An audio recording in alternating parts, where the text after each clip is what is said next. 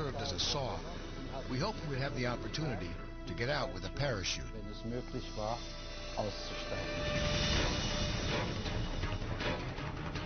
Now, Heinrich Henkel steels himself for the violent encounter, hoping it will not be the ultimate sacrifice. Ich habe bestimmt etliche Treffer in der Maschine, aber my fighter was hit repeatedly, but I wasn't hurt at all, so I could still ram the enemy's tail section with my wings. dann mit meinen Tragflächen beseitigen oder rammen. Ja. Just before impact, Henkel catches a glimpse of tail gunner Robert Perkins. Gut, saß dann. He was sitting there and lifted his hands in terror when he realized that I was coming closer. I probably would have done the same thing. Aber ich wollte das nicht ausdrücklich hier. Henkel makes a final adjustment, aiming his right wing at the vertical stabilizer.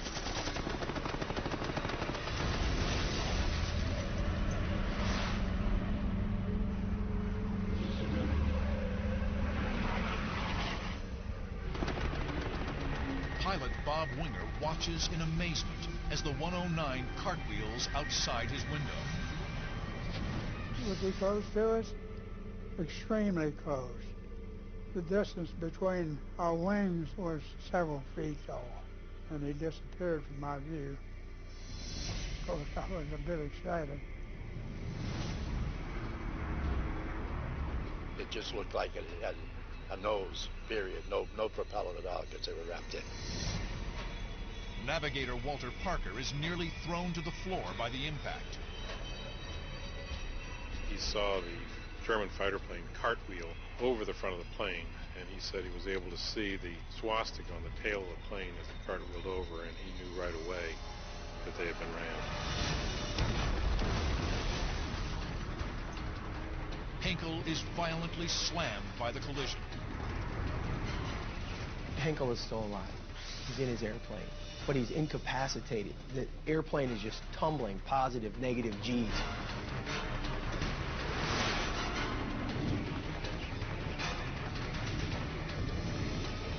He struggles to release his seat harness and manages to throw open the canopy as the 109's wings are ripped off. The force ejects Henkel from the cockpit moments before the plane explodes.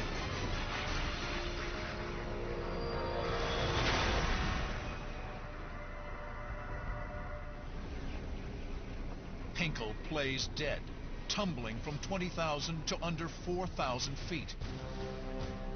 He pulls the ripcord on his parachute. Incredibly, he survived his ramming attack on the American. But Sack Time's ordeal has just begun. As the Liberator shudders on impact, the left wing drops violently. Winger fights the controls. Nothing has prepared him to fly an aircraft that's been hit by a 6,000-pound battering ram. He has only seconds to recover, or Sack Time will be ripped apart. April 7th, 1945. The German ramming assault on U.S. bombers has claimed another victim, the B-24 Sack Time. Now the once graceful bomber is plummeting out of control. In the nose, Joe Flynn is desperately on the intercom, asking what to do with the bombs. I called twice that you want me to drop the bombs, and I didn't get an answer. Bombs away. That's it. I didn't get the answer. Twice I dropped the bombs. Flick the switch, and that's it. You're gone, baby. The B-24 lurches as it sheds the weight of 5,000 pounds of high-explosive ordnance. Pilot Bob Winger strains at the controls as the Liberator teeters on the brink of destruction. In the fraction of a second that he had to make a decision to prevent that airplane from flipping over and going completely out of control, he instinctively made the right moves and was able to stabilize the aircraft almost immediately. The brutal ramming attack has inflicted grievous damage. The bomber's right vertical stabilizer is sheared off.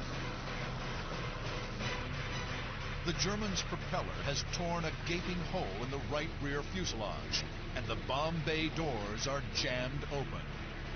Winger is able to keep the airplane aloft, but the loss of critical control surfaces on the tail forced the left wing down. It takes superhuman effort to keep the Liberator from flipping over. Winger and co-pilot Jeff Nard must both apply full right rudder and aileron to stabilize the wings, while holding the control yoke in their stomachs to keep the nose up. Boy, we're doing everything we could to just maintain this 30-degree angle there. Two P-51s, long-range fighter escorts nicknamed Little Friends by the bomber crews, join up with the struggling SAC-Time. The P-51s escort SAC-Time towards the safety of Belgium.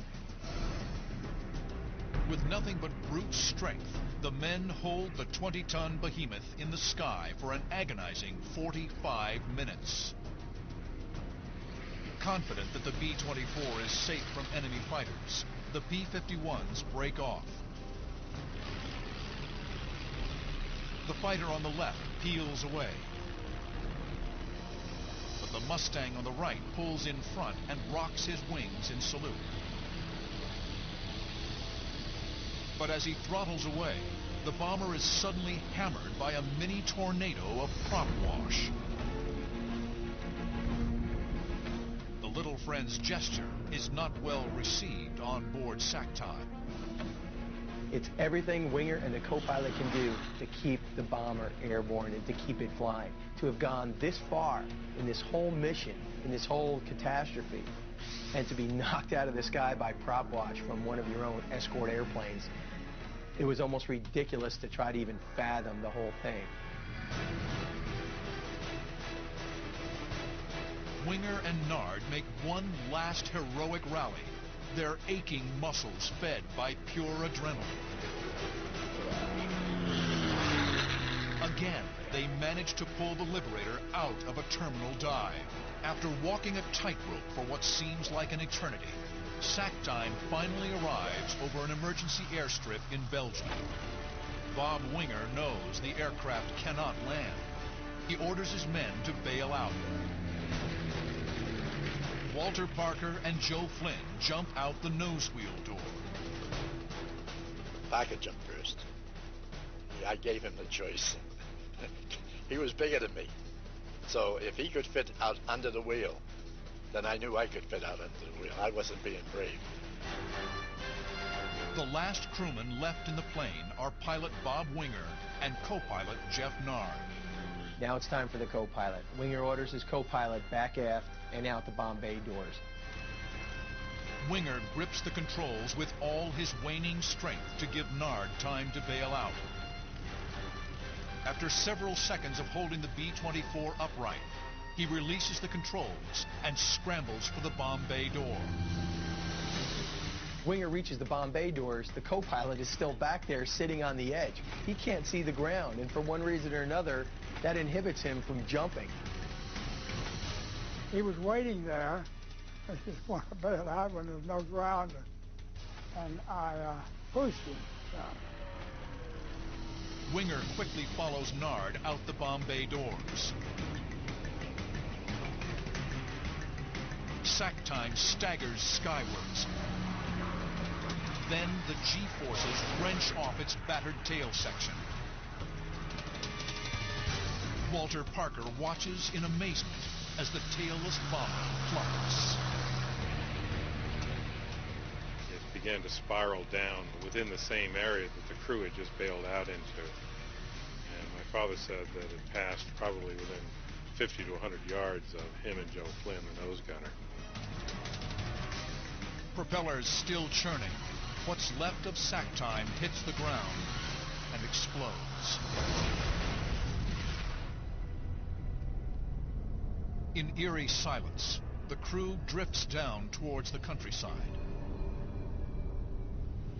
Incredibly, all 9 crewmen survived the savage ramming attack delivered by the Sonderkommando Elbe. The massive German ramming